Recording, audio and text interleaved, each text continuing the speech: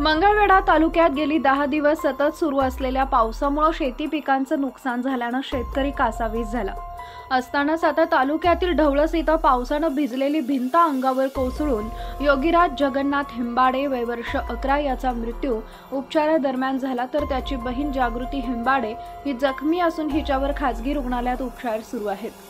मंगळवेढा तालुक्यात गेली 10 दिवस सतत पावसानं थैमान मांडलाय।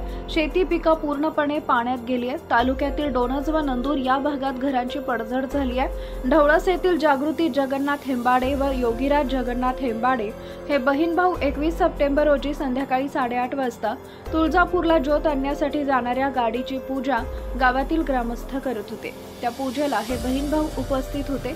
पूजा करून घराकडे बोळातील रस्त्यातून जात असताना अचानक पावसानं भिजलेल्या जुन्या वाड्याची भिंत अंगावर कोसळून हे दोघे गंभीर जखमी झाले। तात्काळ नागरिकांनी उपचारासाठी त्यांना हॉस्पिटलमध्ये दाखल केले। योगीराजचा 22 सप्टेंबर रोजी सकाळी 7:30 वाजताच्या दरम्यान मृत्यू झाला, तर जागृतीवर उपचार सुरू आहेत। या घटनेनं ढवळस गावात ऐन उत्सवात शोककळा पसरली। योगीराज हा मंगळवेढ्यातील नूतन मराठी विद्यालयात इयत्ता 5वीच्या वर्गात शिकत असून तो हुशार विद्यार्थी होता।